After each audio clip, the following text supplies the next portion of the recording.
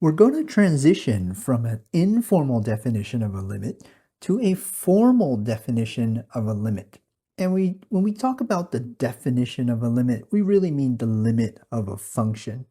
So a function is always involved, and we're going to transition from a graphical approach to an algebra approach.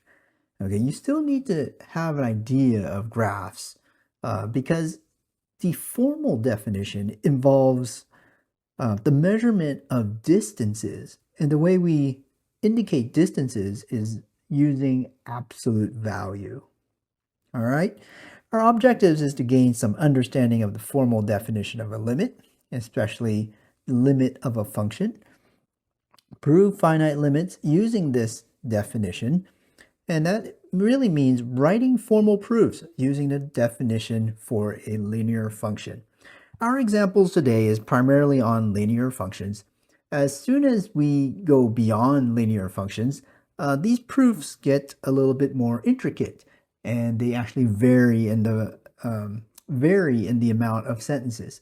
But just to gain intuition of this formal definition, we'll primarily focus on linear functions.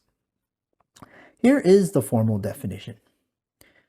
If for every epsilon greater than 0, there is a delta greater than 0, such that if the distances between x and a is less than delta, implies the distances between the corresponding f of x value and L is less than epsilon. Then we may write the limit as x approaches a from both sides of f of x is equal to L. One way to interpret this definition is you could think of epsilon here as some small error value. So think of it as an error value that is actually either above L or an error value below L. And so what that does is it creates a region that allows you to see if the corresponding f of x value is indeed close enough to L. And so what do we mean by close enough to L? Within epsilon units of L. So here's epsilon right here. That's within epsilon units of L. Here's another epsilon right there. That's also within epsilon units of L. Once you establish this error value, the goal is now figure out, okay, what delta do you need on the x-axis? So what delta do you need on the x-axis so that the x values that you pick in this small tiny interval will allow you to get close enough to L. And once again, close enough to L means within epsilon units of L. So the delta is actually down here on the x-axis. And so notice the delta value within A units is actually A minus delta and then A plus delta. So there's a small interval down here that will indicate what kind of x values that you could actually use so that you investigate the corresponding x values, I should say the corresponding f of x values. If you take the x values down here, then you investigate the corresponding f of x values. You take an x value down here, then you investigate the corresponding f of x value up here. And the goal is to measure that distance, from here to L. Notice there's a distance L. I should say there's an L here.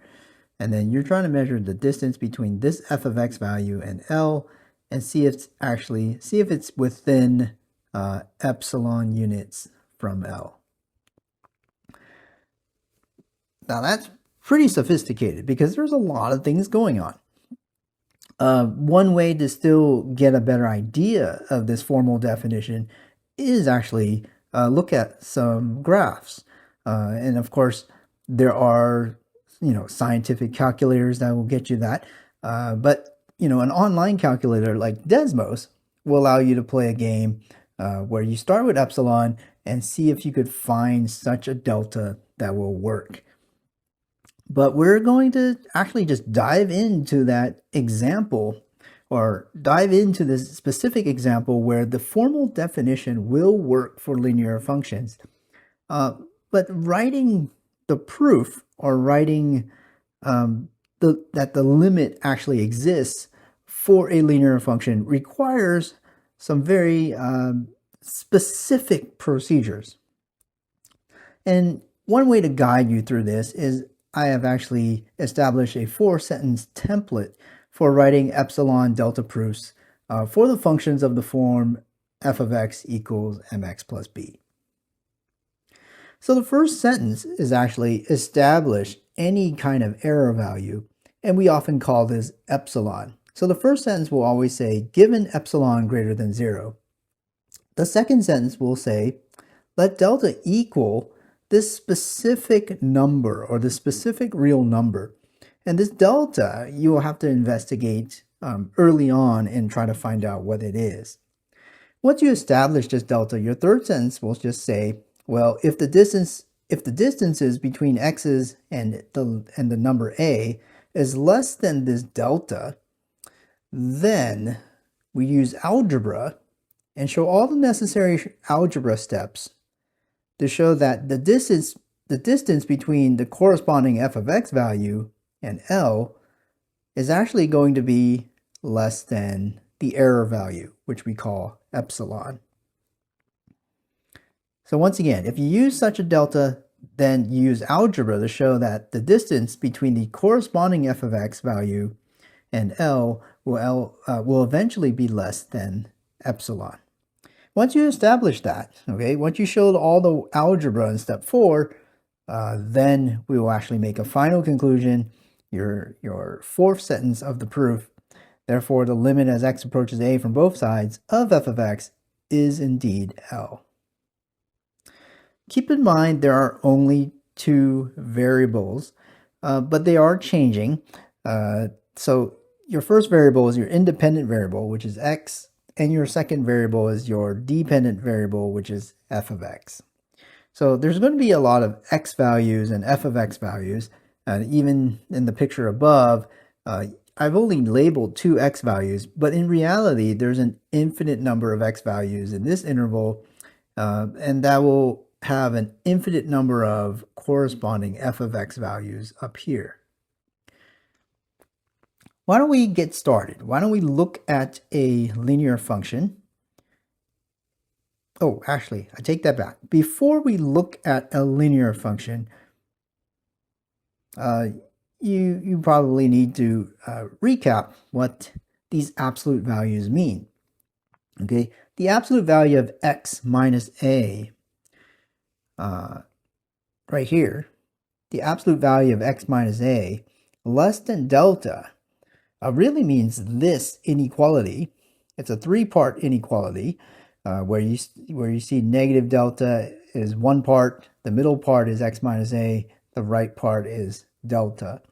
And how do we look at x? Well, we simply add a to all 3 parts, and then you get a minus delta is less than x, and that is going to be less than a plus delta. So for this space right here, we're going to go ahead and write a minus delta less than x less than a plus delta. And that will yield the picture like we had earlier. There's your picture on the x-axis. Now, what happens if you add this? Well, that just says that x cannot be a. So if you think about this, how can a distance be strictly greater than 0? The only way that can happen is x is not equal to a in this case. If x is not equal to a, then the picture just varies slightly. That is, there's going to be a hole at x equals a. So here's your a value. Your a value is right there, and there's a hole there. So notice the a is missing from the previous picture. Now, in a similar case, how do we look at the distance here of the corresponding f of x value? Okay, and we're trying to measure that distance from L. So we use absolute value again. In a similar process, we realize, oh, from algebra, all you have to do is look at this three-part inequality, and that's really what it means. This absolute value will translate into a three-part inequality. So make sure you understand that.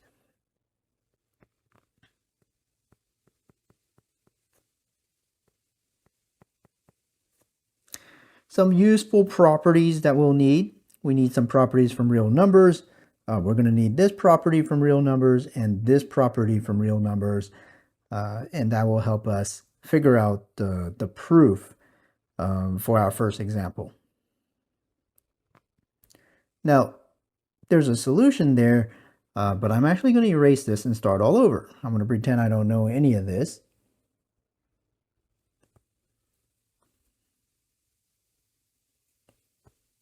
Let's try that again.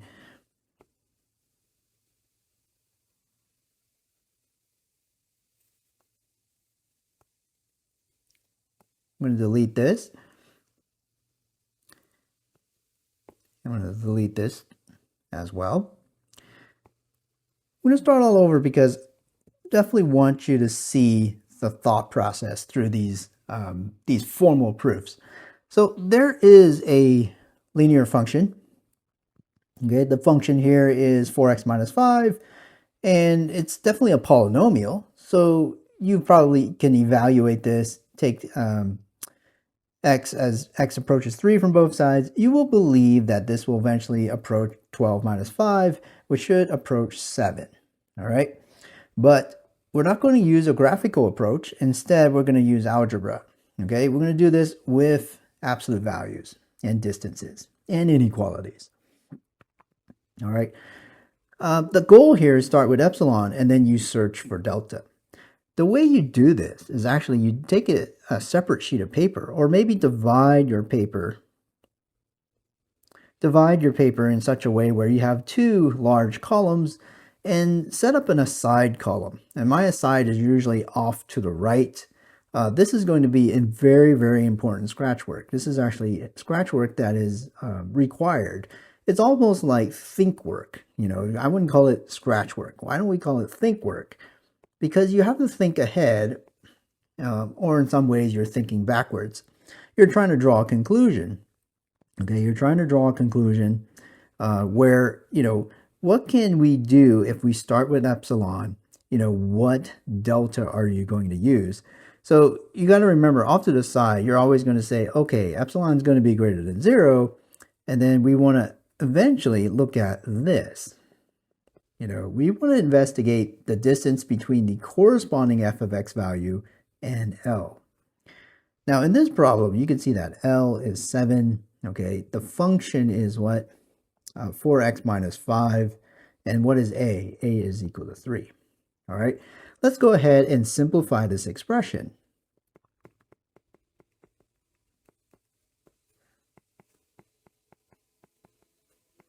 And using the properties that we mentioned earlier, this will just keep simplifying.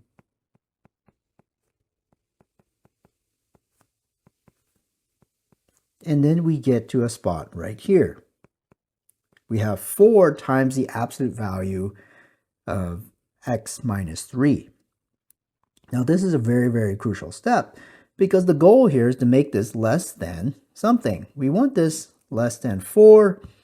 And we need to somehow make epsilon appear in the very, very next step. So the way we make epsilon appear in the very next step is to use algebra. 4 times what will get you epsilon? You have to ask yourself, 4 times what will get you epsilon? Well, 4 times epsilon over 4 will get you epsilon. And now I'm going to write equals epsilon. Now, if you read this very, very carefully, this is a big run-on sentence, right? Every double bar means this has the same value, but this right here is an inequality. That doesn't say have the same value. This really does say less than. Okay, less than this quantity here, then we will say, oh wait, what's 4 times epsilon over 4? That is equal to epsilon. I'm going to put a period there. And I'm going to say, you know what? You pretty much have delta, okay? According to this, what are you going to do? You're going to let delta equal to a positive value, and that positive value is epsilon over 4. All right. So here is the 4 sentences that you're going to write on the left-hand side, right after the word proof. So go ahead and write the word proof.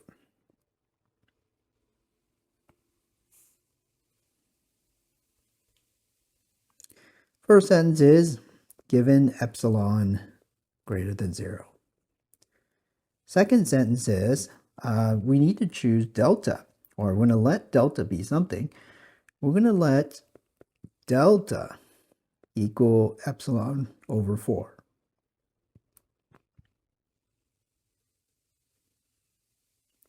The third sentence says, if 0 is less than absolute value of x minus 3 is less than delta, but what's delta? Delta is epsilon over 4. Then we're going to go ahead and observe the corresponding distance between f of x, okay? So what's corresponded here? So if you have an x value, we're going to take the corresponding f of x value, and we'll try to measure that distance from L. And we write that using absolute values. There it is. We're going to try to measure the distance between the corresponding f of x value and L. Now we simplify this, just like you did over there with your think work.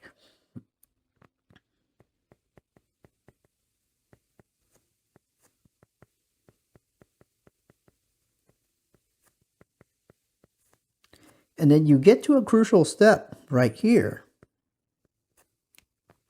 And what do you want the absolute value of x minus 3? You want that to be less than epsilon over 4. So the 4 still stays there. The scalar 4 is still there. But we know that the absolute value of x minus 3 is less than epsilon over 4. So we'll substitute epsilon over 4 here. And 4 times epsilon over 4 is indeed epsilon. And I'm going to put a period to end that run-on sentence.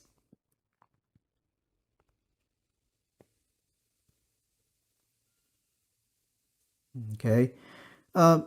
If you want to add an additional sentence, you could say something like, well,